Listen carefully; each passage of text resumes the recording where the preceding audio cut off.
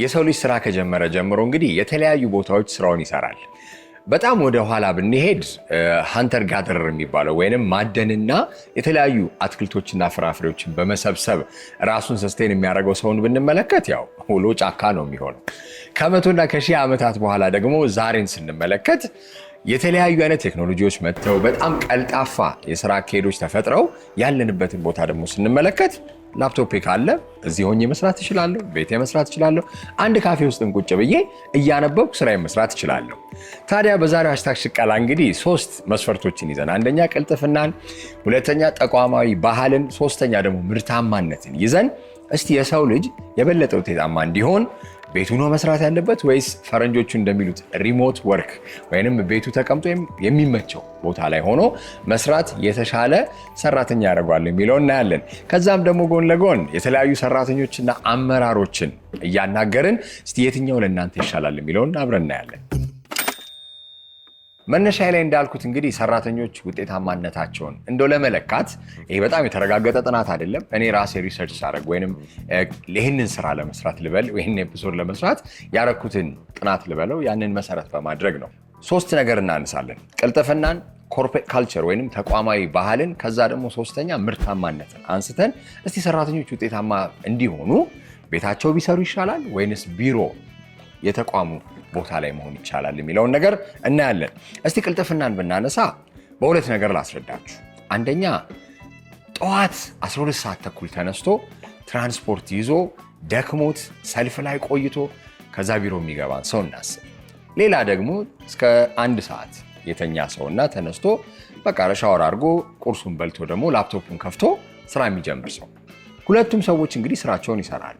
በየትኛው ግን ጥሩና እንዴት ነው አሉታዊ ሁኔታዎች ይፈጠራሉ የሚለውን ነገር ሪሞት ወርክን ስላነሳን እንግዲህ እቤት የመስራትን ጥሩ ጎንና አሉታዊ ጎን ነው። በአዎንታዊ መልኩ ስንመለከት እንግዲህ ቤቱ የሚሰራው ሰውዬ ብዙ ነገር ሳይንገላታ አእምሮ ሳይደክም በቃ ቤቱ ነበረ፣ ሻወር አደረገ፣ ተቀመጠ፣ ስራውን ይጀምራል። ጥሩ ንቃተ ህሊና ላይ ሆኖ ማለት ነው። የትራንስፖርቱ ረጅም የትራንስፖርት መጎሳቆል ሳይኖርበት ሳይደክመው። በሌላ መልኩ ደግሞ እንደ ዲስአድቫንቴጅ ወይንም አሉታዊ ጎኑ ግን ስናነሳ አንዳንዴ ስራችንን በጣም የምንወድ ከሆነ ከ3 ሰዓት እስከ 11 ሰዓት ቢሮአችን የምንሰራ ከሆነ አንዳንዴ ጠዋት ተነስታችሁ ላፕቶፓችሁን ከፍታችሁ የመጀመሪያ ስራችሁ ኢሜል መመለስ ይሆናል አይደለ? ያ ደግሞ ባውንድሪ የምንለው ነው ወይንም ልኩን ሊያሳጣን ይችላል። አንዳንዴ ስራ ጥሩ ነው፣ ስራ ክቡር ነው ብንልም የራሳችን ደግሞ ህይወት መኖር ያለበት ስለሆነ የግል ህይወታችን ላይ ሊገባ ይችላል የሚሉን ክርክሮች አሉ። ምክንያቱም አንዳንዴ እንዳልኩት ስራችንን በጣም የምንወድ ከሆነ እንደው እስከ ማታ እስከ ሌሊትም ልንሰራ እንችላለን። ያ ደግሞ በህይወታችን ውስጥ ያለውን ባላንስ ወይንም ሚዛን ሊያሳጣን ይችላል ነው። በሁለቱም ግን ማቻቻል ከተቻለ አንዳንድ ሰው ወደ በኋላ ላይ እንደምናየው የትኛው ይሻላል የትኛው ይመረጣል የሚለውን መመልከት እንችላለን። ሌላኛው ደግሞ አብዛኛውን ጊዜ እንዲያውም አንዳንድ ድርጅቶችን ውጤታማ የሚያደርጋቸው ሰራተኞችን ብቻ አይደለም ድርጅቶችን ውጤታማ የሚያደርጋቸው ኮርፖሬት ካልቸር ነው ይባላል። በጣም እንዴት ነው ጽንሰ ሐሳቡ በጣም ቲዮሬቲካል ወይንም በሐሳብ ደረጃ ብቻ ነው ያለው፣ ኮርፖሬት ካልቸር የለም የሚል ደግሞ በጣም ግራ ዘመም የሚሆን አስተሳሰብ ይኖራል። ሆኖም ግን እስቲ ኮርፖሬት ካልቸር ራሱ ምንድን ነው የሚለውን ነገር ስናይ አንድ ተቋማዊ ባህል አለ። አንዳንዴ እንደው የመንግስት መስሪያ ቤቶች አሁን እንኳን ተሻሽሏል በጣም። የመንግስት መስሪያ ቤቶች ስንሄድ እሱ እኮ ስትሪክት ነው፣ በጣም ፕሮሲጀር አለው፣ ቢሮክራሲ የተሞላበት ነው ይባላል አይደለ? ያ የአሰራር ባህል ቅልጥፍና ልንለው እንችላለን። በጣም ለመርዳት ዝግጁነት ሊሆን ይችላል፣ የመፍትሄ አስተሳሰብ ሊሆን ይችላል። እነዚህ ነገሮች ተቋማዊ ባህልን ይገነባሉ። ከተቋማዊ ባህል አንጻር አንዳንድ ሰው በጣም ዶሚነንት ይሆናል ወይ ስብሰባዎች ላይ ለማውራትም ለመስራትም የሚነጋገረው ሁሌ ጮክ ብሎ የሚያወራ ሰው አለ አይደል? አንዳንዴ እኔ እባላለሁ ጮክ ብለህ ታወራለህ፣ ግን እንደዛ አይነት ሰዎች አሉ። አብዛኛውን ጊዜ ደግሞ ጸጥ ብለው ዶርመንት ሆነው ስራቸውን የሚሰሩ ሰዎች አሉ። እነዛ ሰዎች አብዛኛውን ጊዜ ሪሞት ወርክ ላይ ወይንም ከቤታቸው ነው ሲሰሩ ሚቲንግ የሚያደርጉት በዙም ሊሆን ይችላል፣ በተለያዩ አይነት መተግበሪያ አፖች ሊሆን ይችላል። ያ እኩል የሆነ የመወያያ መድረክ ይፈጥራል የሚለው አስተሳሰብ አለ። ሌላኛው ግን ደግሞ በአሉታዊ ጎን ስንመለከተው አንዳንዴ ከአለቆቻችን ጋር ሜንቶር የምንላቸው ሰዎች አሉ አይደል? አሁን እኔ በህይወቴ ውስጥ ብዙ ሜንቶሮች አሉ እና ከነሱ ጋር አብረን ጊዜ በማሳለፍ የምንማራቸውን ነገሮች ላናገኛቸው እንችላለን። ሁሌ ቤት ሆነን ላፕቶፓችን ላይ ቁጭ ብለን የምንሰራ ሰዎች ከሆነን አብዛኛውን ጊዜ ያ የሜንቶርሺፕ ወይንም የመማር እድሉን አናገኘውም። ይሄም ደግሞ የሚፈጥረው አንዳንዴ መማር ብቻ ሳይሆን ለእድገትም ሊሆን ይችላል የምንማራቸውን ነገሮች ድርጅቱ ራሱ ሆሊስቲክ የሆነ ወይንም በአጠቃላይ ያለውን አመለካከት ላናቀው እንችላለን ማለት ነው። ሶስተኛውን ደግሞ ስናይ ምርታማነትን እንመልከት። አንድ ሰው የትም ቦታ ሆኖ ፎከስ ካረገ ስራ ሊሰራ ይችላል። ሆኖም ግን መነሳት ያለበት አንድ ነገር አለ። እስቲ እኔ ላፕቶፔን ከፍቼ ስሰራ ምን ያህል ደቂቃ የተቀመጥኩበት ሰዓት ሊሆን ይችላል። አንዳንድ ሰው 2 ሰዓት ገብቶ እኮ እስከ 11 ሰዓት ሊቆይ ይችላል። ሆኖም ግን የሰራው ስራ ምን ያህል ነው? አንደኛ አካውንታቢሊቲ ወይንም ተጠያቂነትን ለማስተካከል ወይም ለማስቀመጥ አለቆች ሁሌ ቢተያዩ ደስ ይላቸዋል ከሰራተኞቻቸው ጋር። አንዳንዴ ደግሞ ሰራተኞች እኔ ራሴን አውቃለሁ፣ ስራዬን አከብራለሁ፣ ስለዚህ ላፕቶፔን እስከከፈትኩ ድረስ ራሴን ቁጭ ብዬ የተቆጣጠርኩ መስራት እችላለሁ ሊባል ይችላል። እንዲያውም አንድ አባባል አለ፣ ከአይን የራቀ ከልብ ይርቃል ይባላል አይደለ? ልክ እንደዛ አንድ ቀን በቀን የማንገናኘው ሰው ወይንም ሰራተኛችን እንበል ወይ አለቃችን ያለን ግንኙነት በጣም እየተራራቀ ይመጣና እንዲያውም የኢሜል መመላለስ ወይም የቴክስት መመላለስ ይሆናል። ያ ደግሞ ምርታማነታችን እንኳን እንደው በተለያዩ አይነት ውጤት መለኪያ መንገዶች ቢለካም ያለውን ግንኙነት በጣም ስለሚያርቀው ምርታማነታችን እንዲያውም በትክክል እንዳይታይ ያሉ የእድገት ኦፖርቹኒቲዎች ወይም እድሎች ሊያመልጡን ይችላሉ። ይሄ አሉታዊ ነው። አዎንታዊ ግን ራሳችንን አውቀን እስከሰራን ድረስ ደግሞ አንዳንዴ ፎከስ አድርጎ ሰው መስራት ሲፈልግ በር ዘግቶ ይሰራል አይደለ?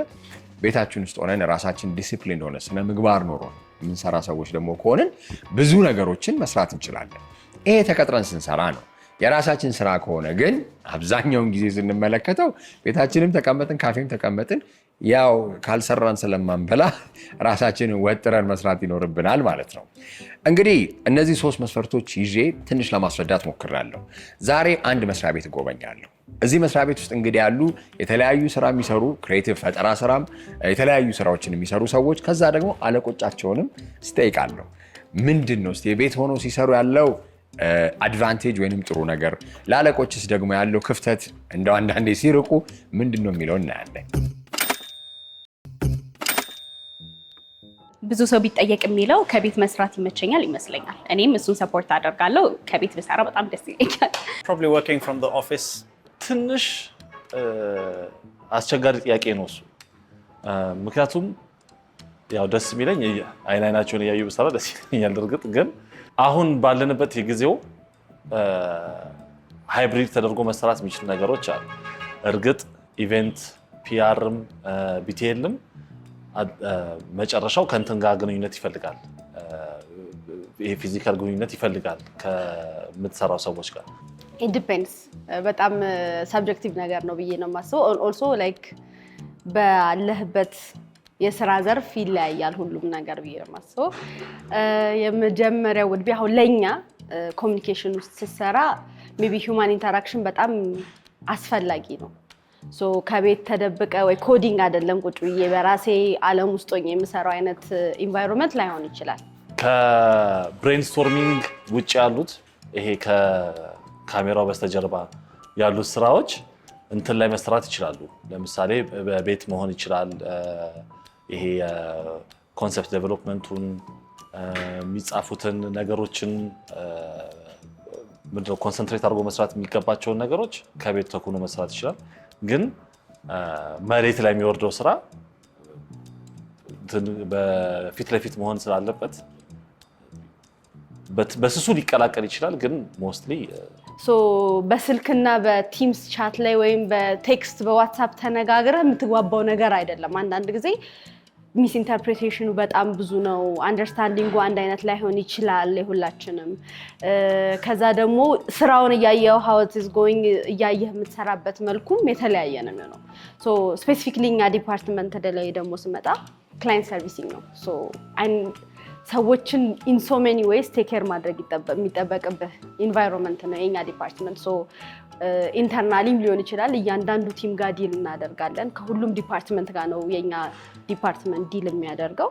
ተያይተህ ተረዳድተህ ተመላልሰህ ካልተነጋገርክ ብዙ ነገሮች ዴሊቨር ላይ ይደረጉ ይችላል፣ ስታንዳርድ ላይ ጠበቁ ይችላል፣ ብዙ ነገር ጋፕ ሊኖረው ይችላል። I would say in person is more important እኔ እንግዲህ ይሄንን ቦታ ሳስተዳድር አሁን አንድ 7 ዓመት ሆነኝ ሰው ወደ መስሪያ ቤት ሲመጣ እዚህ ነው እረፍት ያለው ቤት አይደለም ይሄ ከቤት መስራት ከቢሮ መስራት የሚለው የውጭ ዓለም ላይ ያለው አስተሳሰብ ለዚች ሀገር የሚሰራ ነው ብዬ አላስብም አንደኛው ከኢንፍራስትራክቸር ኢንተርኔት ተጠቅመህ ነው አይደል ብዙ ሚቲንጎችን የምታረጋው ስብሰባዎችን ኦንላይን ስታረግ ኢንተርኔት መቆራረጡ ካለ ፍራስትሬሽን ዴቨሎፕ ያደርጋል ከክላይንት ጋር መነጋገር ይኖርብሃል እዚህ ኢንተርናሊ ውስጥ ካሉ ቲሞች ጋር መነጋገር ይኖርብሃል እሱን ለማድረግ አይመችም አሁን ያለን የኢትዮጵያ የኑሮ ዘይቤ ለምሳሌ አንተ ከምታቀው ጓደኞች ወይ ማብረው ከሚሰሩ የሥራ ባልደራ ውስጥ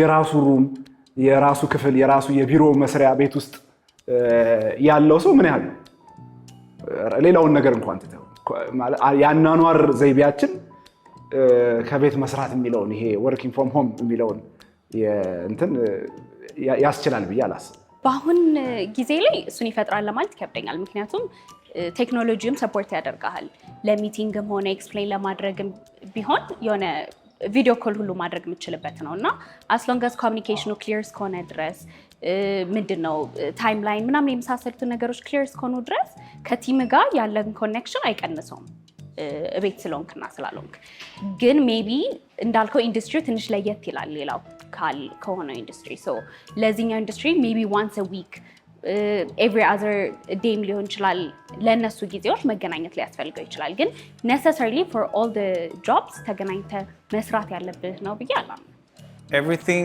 works better in person right computer screens hide lots of stuff context tonality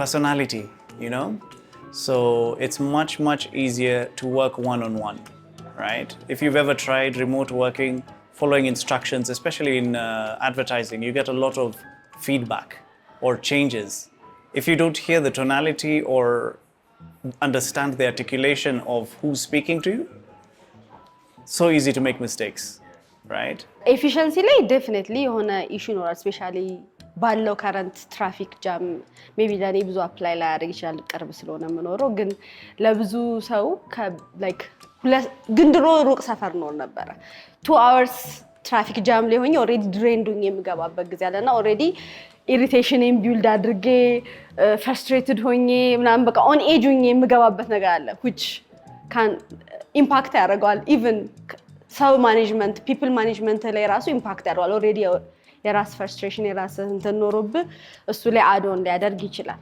so of course impact አለው መጨረሻ ላይ ግን ስራው still በመፈልገው pace በመፈልገው ኳሊቲ በመፈልገው ስታንዳርድ እየመጣልኝ ካልሄደ frustration still መጨማመሩ አይቀርም ስለዚህ I would ምረጪ ብትለኝ ወደ still ወደ in person መርጣለሁ You definitely need human interaction right and when you work remotely you're basically held hostage by your amenities if your electricity runs out you're in trouble if your internet goes down you're in trouble right but if I have you in front of me I can speak to you and we can get stuff done ለሁለቱም it goes both ways ቤት ሆነ ልታጣው የምትችለው ነገር ይኖርሃል እዚህ ሆነ ልታጣው የምትችለው ነገር ይኖርሃል እዚህ ስትሆን እንዳልከው ዳይሬክት ከሜንተርህ ልታገኘው የምትችላቸውን ስኪሎች ምናምን ሊቀንስብህ ይችላል ሙሉ ለሙሉ ታጣዋለህ ማለት አይደለም የምታገኘው ስኪል እንደሚገለ በዛ ወይ ይሆናል ይሄ ኦንላይን በመታረገው አይነት ይሆናል ቤትም ስትሆን ደግሞ ልታገኛቸው የምትችለው አሁን ታይም ፍሪደሙ እንደውም ኮሚኒኬሽን without actually being ሰው ለሰው ያለውን ዴቨሎፕ ልታደርግ ትችላለህ ለሜንተርሺፑ ቅድም እንዳልኩት ነው ለሁሉም ነገር ኮሚኒኬሽን ነው ማተር የሚያደርገው as long as you have clear እሱን ችግር ያለው ይኖራል ቢያላስ ሌላኛው እንግዲህ ደግሞ እንትኑ እሱ ነው ድሮባኩ ከቤት መስራት የሚለው ነገር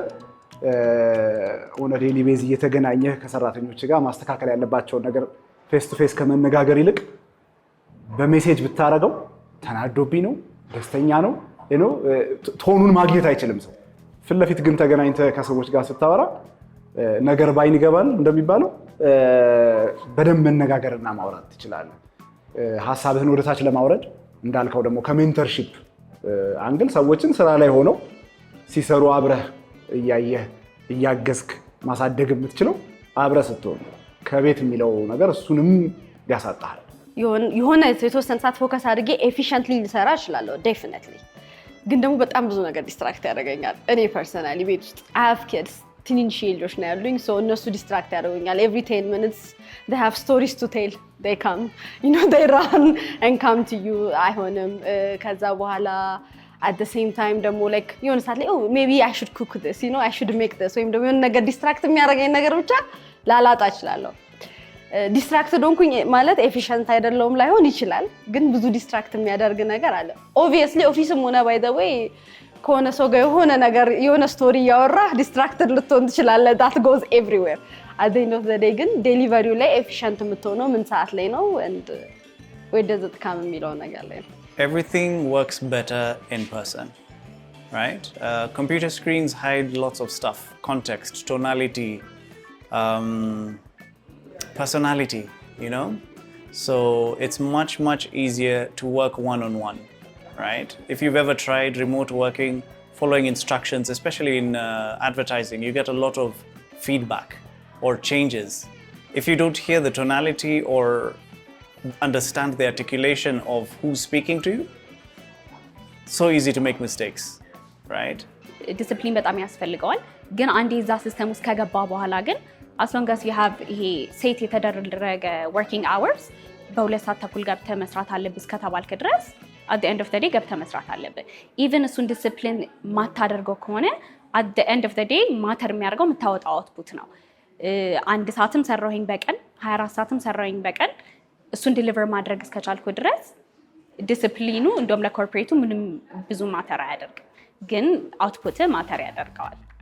I think nowadays, because of all the screens we have, right? Especially the young people, and I'm a Gen Z as well. I identify as a Gen Z, so we do like flexibility, but I think the times are changing, right? The youth are different, mentality is different, but the business stays the same. We're in the business of relationships. We're in the business of, you know, getting to interact with human beings.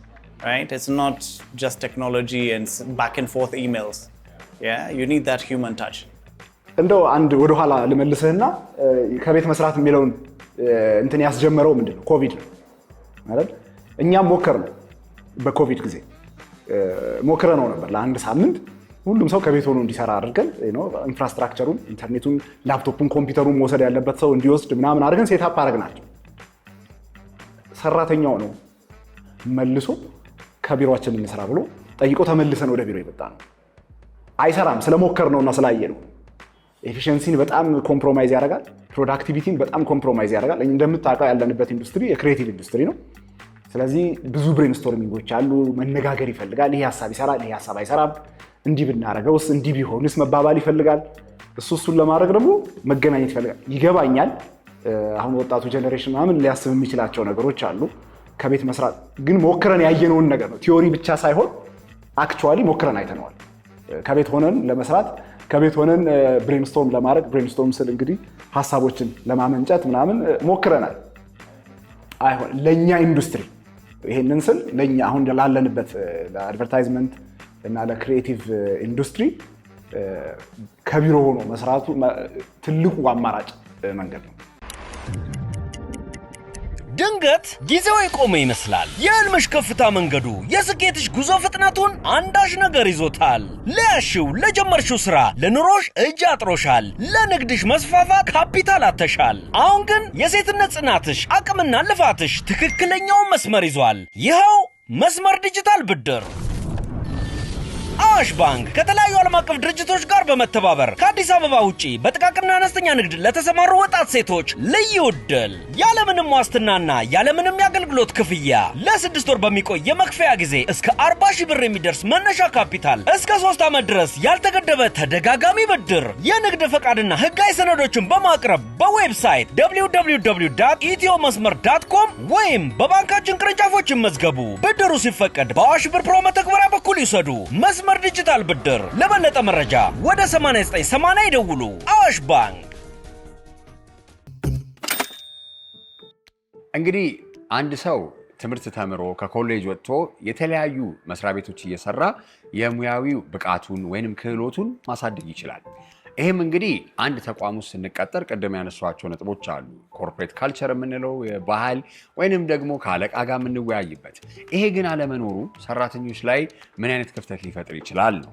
አንደኛ የራሳችንን ጠብቀን ስነ ምግባር ኖሮን እንኳን ብንማር ወይንም ብንሰራ ያ ነገር አለመኖሩ በምን አይነት ጎዶሎ ነገሮችን ሊፈጥር ይችላል? ኮርፖሬት ካልቸር ወይም ኦርጋናይዜሽናል ካልቸር በአንድ ጊዜ ቢውልድ የምታደርገው ነገር አለ፣ በጊዜ ሂደት የሚመጣ ነገር ነው። እንግዲህ እኛ ደግሞ ይህንን ኦርጋናይዜሽን ለማስተዳደር ተረክበን ስናስቀጥለው የነበረ ፕሬሲደንት አለ፣ ከኛ በፊት የነበረ ኦርጋናይዜሽናል ካልቸር አለ።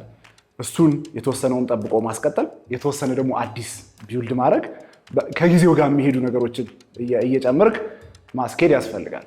ለምሳሌ ወርኪንግ ፍሮም ሆም ቨርሰስ ቅድም እንዳልከው ከኦፊስ መስራት የሚለው ከኦፊስ በመስራትህ ከሰዎች ጋር በመገናኘትህ አንዱ ትልቁ የኛ ቤት የዚህ ቤት ኦርጋናይዜሽናል ካልቸር የሁሉም ሰው ቤተሰብ የሁሉንም ሰው ቤተሰብ ያውቃል። ስለዚህ እያንዳንዱ ሰው ቤተሰብ ኑሮ ላይ እንትን ላይ ሁላችንም ኢንቮልቭድ ነን። ይሄ በአንድ ቀን ቢውል ያደረግነው ነገር አለም። አብረን በመስራታችን አብረን በመቆየታችን አዛን ኦርጋናይዜሽን ዋናው ትልቁ ፕራውድ የሚያደርግ ነገር ምንድነው ብለህ ብትጠይቀኝ በጣም የምትኮራበት ነገር ምንድነው ካክተስ ላይ ብትለኝ በጣም ሎ የሆነ ኢምፕሎይ ተርኖቨር ነው ያለን። ሰራተኞች ብዙ አይለቁም። 23 ዓመት የሰራ ሰው አለ፣ 16 ዓመት የሰራ ሰው አለ፣ 14 ዓመት፣ 10 ዓመት እና 9 ዓመት ትንሹ ነው። 5 ዓመት የአሁኑ ጀኔሬሽን ትንሽ ይገባል ይወጣል። ግን ጀነራሊ እሱ ትልቅ ካልቸር ቢውል ስላደረግን ነው፣ ኮምፎርታብል ስላደረግን ነው። ሰራተኞችን እዚህ ሆነው እንዲሰሩ የሚመች ኢንቫይሮንመንት ስለፈጠርን እንግዲህ ቢሮውንም እየወጣ ማየት ትችላለህ። በኋላ ሰዎች ፍሪ ሆነው በራሳቸው የራሳቸውን ውሳኔ ወስነው ኃላፊነቱንም ወስደው የሚሰሩበትን ኢንቫይሮንመንት የፈጠርነው። ያ ደግሞ ሁሉንም ሰው ነው ደስ ብሎት እንዲሰራ የኔ ነው ብሎ እንዲሰራ። ኦነሮቹ አታገኛቸውም እዚህ ቤት የሉ፣ እኛን ራን የምናደርገው ድርጅቱ እና ያ ትልቅ ኦርጋናይዜሽናል ካልቸርን ቢውልድ የማድረግ መሰረቱ ነው። ትረስት ከላይ ጀምሮ የመጣ ነገር ስለሆነ ማለት ነው። ኦነሮቹ ትረስት ያደርገዋል። ራን ስታደርገው ቢዝነሱን በትረስት ራን ታደርገዋለህ። እንደዛ እያለ እየተዋረደ ይሄዳል ማለት ነው። መጀመሪያ ኮርፖሬት ካልቸር ዲፋይን ስናደርገው እነዛ ትንንሽ ግንኙነቶች ናቸው። ይሄ ከስራ ውጭ የምታወራው ወሬ፣ በሆልዌይ ላይ የምትነጋገረው፣ ከስብሰባ መሀል የምታደርጋቸው ነገሮች ናቸው ያንተን ይሄ አሁን ያልከውን ኮርፖሬት ካልቸር የሚለውን ቢውልድ የሚያደርጉት። ሪሞት ወርክ ሲሆን ትንሽ እነዛ ነገሮች ግንኙነት ስለማይኖረው ትንሽ ትሪኪ ነው። ግን ጥሩ ሲስተም ካለ የምትዘረጋው ኮሚኒኬሽን ሁሉ ነገር ይወስነዋል። እሱ ካለ ጥሩ ኮርፖሬት ካልቸር በሪሞት ስራም ላይ ክሬት ልታደርግ ትችላለህ። ግን ዩዥዋሊ ምንድነው ይሄ ያኛው ይሄ ፊት ለፊት የሚደረገው ነገር ትንሽ ስለማይኖር ሊያስቸግር ይችላል። አንድ ሰራተኛ ቤቱ ተቀምጦ ሲሰራ ያለው የራሱ የሆነ ስነ ምግባርም ዲሲፕሊንም ይኖራል። ሆኖም ግን አለቃው ደግሞ የሚረዳበት መንገድ አለ። አለቆች አብዛኛውን ጊዜ ደግሞ በደንብ ትኩረት የሚሰጡ ካልሆኑ ጠዋት መግባት ልክ እንደ ትልቅ ነጥብ ሊያዝ ይችላል። ሆኖም ግን አንዳንድ ሰው ደግሞ እንደው ስንፍናን ማስተማሪያ አይደለም 4 ሰዓትም 5 ሰዓትም ገብቶ ጠዋት ከገባው የበለጠ ውጤታማ ወይንም ስራ ሰርቶ ሊወጣ ይችላል። ያ ደግሞ ምንድነው ፈረንጆቹ እንደሚሉት ፐርፎርማንስ ቨርሰስ ፕሬዘንስ ይባላል። ፐርፎርማንስ ማለት እንግዲህ ማድረግ ወይንም መስራት ነው። ፕሬዘንስ ደግሞ እንግዲህ መኖር ነው። ሁለቱን ሲያነጻጽሩ አንዳንዴ ትኩረት የማይሰጡ አለቃዎች ስላለ ብቻ ይሄ ሰራተኛ በጣም ጥሩ ነው ሊል ይችላሉ። ስለዚህ እቤታችን ከሆንን ደግሞ እንግዲህ ወይም ሪሞት ወርክ ላይ ሆነ ሰራተኞች እንዴት ነው ያንን ነገር ልናልፍ የምንችለው? አለቆችስ በምን መልኩ ነው ሰራተኛን የሚገመግሙት? ካክተስ ኢንቫይሮንመንቱ ትንሽ ዲፍረንት ነው ፍሮም ኤኒ ትራዲሽናል ወርኪንግ ኢንቫይሮንመንት ከምትላቸው በጣም ዲፍረንት ነው የምንሰራበት መልኩ። ሞር ላይክ ወርክ ካምስ ፈርስት ዛን ስቶሪስ ኤንድ እንዴት አድርጌ ላስረዳ፣ ላይክ ቢሮክራሲው እና እንትኑ ካምስ ሌተር ዊዝ አወር ኢንቫይሮንመንት የምንሰራበት መልኩ ማለት ነው። ሞር ፓሽን ድራይቭ ያደርገዋል ሞስት ኦፍ ዘ ቲም። ስለዚህ ሁሉም ሰው ለፓሽኑ እና አውትፑቱ ላይ በጣም ፎከስ ያደርጋል ዳን በዚህ ሰዓት ገባ በዚህ ሰዓት ወጣ ወይም ደግሞ ኤፊሽንሲ። ቢካዝ እኛ ጋር ሰራ ኖሮ ዴር አር ዴይስ እናነጋለን ቁጭ ብለን አድረን two nights ምናምን አድረን የምንሰራበት ቀናቶች አሉ because we want to deliver let's say በጣም ኤክሳይቲንግ የሆነ ፒች ኖሮብን ማንም ሰው ጥሎ አይሄድም even አንዳንዴ there are some team members ምንም እንኳን ኢንፑት ባይኖራቸውም just to support brainstorm ለማድረግ to help አብሮ ያድራሉ so that's the environment that we work in so it doesn't mean ደግሞ እኔ ፐርሰናል የሆነ ነገር ቢኖረኝ ወይ ነው የፐርሰናል የሚያስገድደኝ ነገር ኖሮ that I need to work from home for a day let's say I don't have a babysitter and I work from home for the day it's also flexible ገብቷል አይደል so ያ አንደርስታንዲንግ ስላለ within the agency I think እሱ ፓርት applicable አይደለም እኛ ቢሮ ስፔሲፊክሊ እና እሱ ፓርት ስላለ እንትን ይለኛል ግን like አንዳንዴ ዝም ብሎ በስንፍና የሚያረፍድ ሰው ሊኖር ይችላል obviously ሰዎችን ማኔጅ ስታደርግ so maybe እሱ ላይ ኮንቨርሴሽን ሊያስፈልገው ይችላል like you know what as a client servicing ደግሞ walking client ይኖራል so people need to be here ሁሉ ጊዜ walking አድርጎ ሰው okay እንደዚህ ፈልጌ ነው ብሎ ይመጣል so the first interface for communication client servicing team ስለሆነ ግዴታ ሁሌም እዚህ መኖር ይጠበቅብናል ግን it doesn't mean ሁሌም flexibility የለም ማለት አይደለም ሁለቱም ነው it's a combination of the two አንዱ ብቻ አይሆንም አይደለ ለምሳሌ የኛ የስራው ባህሪ በራሱ የሚፈቅዳቸው ነገሮች አሉ ለምሳሌ እንደ ሌላ የመንግስት መስሪያ ቤት ወይም እንደ ሲቪል ሰርቫንት ጠዋት 2 ሰዓት ተኩል ገብተው 11 ሰዓት ተኩል የሚወጡበት የስራ ኢንቫይሮንመንት አይደለም ያለው አንዳንድ ጊዜ ያድራሉ አንዳንድ ጊዜ ያመሻሉ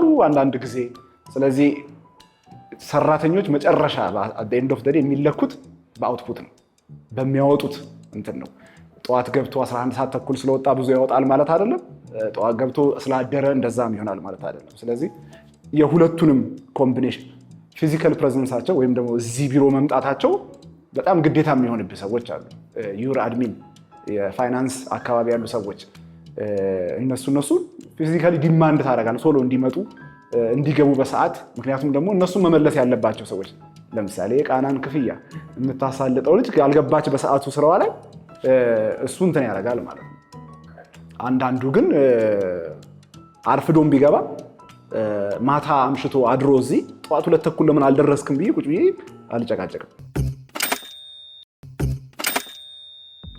እንደ እድል ሆኖ የኛ የስራው መስመር ምንድነው ውጤት ተኮር ነው ኢቨንት ነው ውጤት ተኮር ነው በቃ ስራው ስትሰራው ነው መሬት ላይ ስትወርድ ነው የምታየው ይሄ ከቢሮ ውስጥ የሚሰራና ሪሞት ላይ የሚሰራ ልዩነቱ አይ ቲንክ ከኮቪድ በኋላ ነው የመጣው የዚህ ሪሞት ስራ በብዛት የመጣውና ምን አይነት ነገር አምጥቷል በፊት ያው ቢሮ ተገብቶ በፓንች ተደርጎ ሰዓት ተቆጥሮ 2 ሰዓት ተገብቶ አሁን ግን ምን ሆነ ወደ ዴሊቨረብልስ በቃ ስራ ይሰጣል ይሄንን ስራ በስርዓት ዴሊቨር ማድረግ በስ ወደሱ ተቀይሯል ለኛ ቀደም እንዳልኩ ጥሩነቱ ዴሊቨር የሚደረግ ስራ ስለሆነ ወደዛ ሄዷል አሁን ምን አመጣሱ ኤፊሺየንሲን ሞር ጨመረ ስራው ሊወስድብኝ 3 ሰዓት ይፈጃል 4 ሰዓት ይፈጃል ሚለው ነገር ኦኬ እሺ ከ4 ሰዓት በኋላ ዴሊቨር ተደርጓል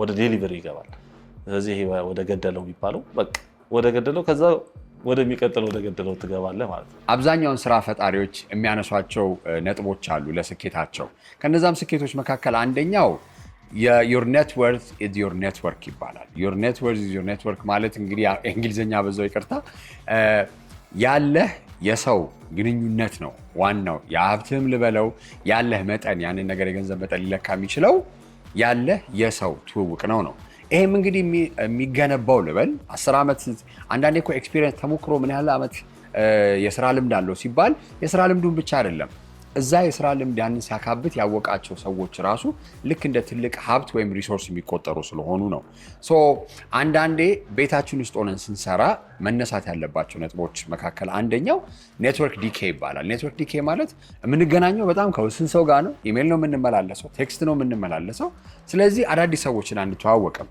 ወይም እንደው ለየት ያሉ ኔትወርኪንግ ኢቨንቶች ጋር ካልሄድን በስተቀር ማለት ነው ያን ታዲያ ሰራተኞች ይሄንን ነገር በምን መልኩ ይመለከቱታል ኔትወርኪንግ ላይ ቢሮ ሆነ የምታገኘው ኔትወርኪንግ እና ቤት ሆነ የምታገኘው ኔትወርኪንግ ይለያያል ግን እንዳልኩ ነው በዚህ ኢንዱስትሪ ደግሞ ኢቨንቶች ይኖራሉ ብዙ ነገሮች አሉ ኮንሽስሊ እስከሄድክባቸው ድረስ ናት ኦንሊ ይሄ ከድርጅት ውጭ ያሉ ኢቨንቶች ኢቨን ድርጅቱ የሚያዘጋጃቸው ለክላይንቶችም ሆነ ለራሱ ምንድነው ኮርፖሬቱ የሚያዘጋጀው ዝግጅቶችን እስከሄድክ ድረስ ይሄ ፌስ ቱ ፌስ ኮኔክሽን ዊዝ ዮር ክላይንት ይኖራል። እዚህም እኮ ቢሆን ኤቭሪዴይ ክላይንቶችን አታገኛቸውም። ኤቭሪዴይ ቁጭ ብለህ ፊት ለፊት አታወራም። እንደውም ማጆሪቲ ኦፍ ኢት ኦቨር ዘ ኮል የሚሆን ነገር ነው። እዚህ መምጣት ሞር ኦፍ ቲም ጋር ያለውን ሊጨምር ይችላል እንጂ ከክላይንት ጋር ከኔትወርኪንግ ጋር ምናምን የመሰለውን እየሄድክ መገናኘት የምትችለው ነው። ሄደ ክላይንት ማምጣት ትችላለህ፣ ግን ሁሌ እየወጣ ክላይንት አትፈልግም። በነዛ ቀኖች መገናኘት ይኖርባል እንጂ ሁል ጊዜ ውድቱማች። አንድ ሰራተኛ እንግዲህ ቢሮ ውስጥ ተቀምጦ ሲሰራ ከቅርብ አለቃው ጋር እየተገናኘ የሆነ ታስክ ወይንም ስራ ይሰጣል። ያን ስራ ይሰራል። ሪፖርቲንግ ሜካኒዝም ይኖረዋል። እቤቱ ግን ሆኖ ሲሰራ ያው በኢሜል እየተላላከ ቢሆንም ስራውን ራሱ አክብሮ ካልሰራ ክፍተቶች ይፈጠራሉ። ሆኖም ግን ደግሞ በሰዓት የሚሰራባቸው ሀገራት አሉ። እኛ ሀገር እንኳን እንደው በስራ በወር ነው የሚታሰበው። በሰዓት ግን የሚሰሩ ሰራተኞች አሉ ውጭ ሀገራት ላይ። ጊግ ኢኮኖሚንም ማንሳት እንችላለን። ስለዚህ ስራውን መስራቱን ራሱ ዶክመንት ማድረጉ ሌላ ስራ ይሆናል ይባላል። አብዛኛውን ጊዜ ግን ትረስት ወይንም የመተማመኑን ነገር እንዴት መገንባት ይቻላል? እቤት ሆነን ስንሰራ በትክክል ስራችንን እየሰራ እንደሆነ አለቆቻችንስ በምንድን ነው የሚያረጋግጡት? ያው መጀመሪያ ላይ ያ እምነት ዴቨሎፕ እስኪደረግ ድረስ አብረህ የምትጓዛቸው ጉዞዎች ይኖራሉ። እሱ ማለት ምንድነው? ሙሉን አንተ የምትይዘውን የነበረውን ስራ በትንሽ እየሰጠህ ትቀጥልና ከዛ በኋላ ወደ ዋናው ሙሉ ለሙሉ ፕሮጀክቶች ሊድ እንዲያደርጉ ከክላይንት ጋር እንዲነጋገሩ ወደሚለው ይዞራል ማለት ነው። ሪሞት ላይ ትንሽ የሚያስቸግረው እሱ ነው። ያ ፎሎ አፕ ኦር ሙሉ ለሙሉ እምነትህን ጥለህ ለነሱ ስራውን መስጠት ትንሽ ሊያስቸግር ይችላል። ለዛ ነው ግዴታ የኛ ስራ ኦን ግራውንድ የሚሆነው። እንዴት ነው ዴቨሎፕ የምታደርገው? ያኛውን ቅድም እንዳልኩህ በትንሽ ትሰጣለህ። ከዛ ግን የኛ ስራ በጣም ፓሽን ይፈልጋል። ኖት ዝም ብሎ ይሄ እንደ ኖርማል ስራ የሚሰራ ሳይሆን ስሜቱ ከሌለ ፍቅሩ ከሌለ ለኢቨንት፣ ለፒአር፣ ለቢቲኤል ስራ እንደዚሁ ዝም ብለህ በቃ ሲዛር ሊደበርበት የምትለው አይነት ስራ አይደለም።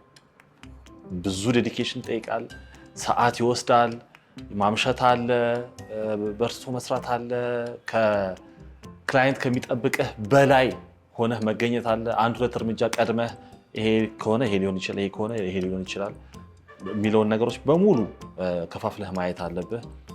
ከዛ ደግሞ አንፕሪዲክትብል ነው የኛ ስራ እና አንዴ ነው ያለህ እድል። በቃ እሷን ካላገኘሃት መድገም የለም። ስለዚህ እሱን ሙሉ ለሙሉ እንትን ማለት ስላለ ቲም ላይ እንትን ለመጣል ትንሽ አንድ ላይ መስራት አለብህ፣ እምነት ለመጣል ሙሉ ለሙሉ። Fortunately, we're in the communication business. So I have no issues communicating expectations with the team. And I think we're all experienced enough to respect expectations versus outputs and also speed. So it's, as the better you communicate, people understand you and they deliver. So it builds on the trust that way. Performance based እስከሆነ ድረስ መገምገሚያው ይሄ ፕሬዘንስን ስለመጣ ስላልመጣ ስንት ሰዓት ስላልተቀመጥክ ሳይሆን at the end of the day አውትፑቱ መጥቷል አልመጣም የሚለው እስከሆነ ድረስ መገምገሚያው አፌክት አያደርገውም ፐርፎርማንስን። ግን በስንት ሰዓት ገብታ ስንት ሰዓት ሙሉ ሎግድን ሆና ስንት ሰዓት ሙሉ ሰርታ ምናምን አይነት የሚል ኮሚኒኬሽን ከመጣ ዴፊኒትሊ ፕሬዘንስ ስለማይታይ እየቀነሰ ይመጣል ፐርፎርማንስ። ግን አውትፑት ቤዝድ ከሆነ ሲስተሙ አይ ቲንክ ይሰራል። ስራ ክቡር ነው። እንግዲህ የትም ቦታ ሆነን ብንሰራው ዲሲፕሊኑን ይፈልጋል። ያለመታከት መጣር አለብን እና እነዚህ ነገሮች ማሰብ አለብን። የትም ቦታ ሆነን ስራችን እንስራ፣ ግን ስራችን እናስቀድም በሚለው ነገር ማጠቃለል እፈልጋለሁ። የዛሬው ሃሽታግ ሽቀላ ይህን ይመስል ነበረ። እስከሚቀጥለው ሳምንት መልካም ጊዜ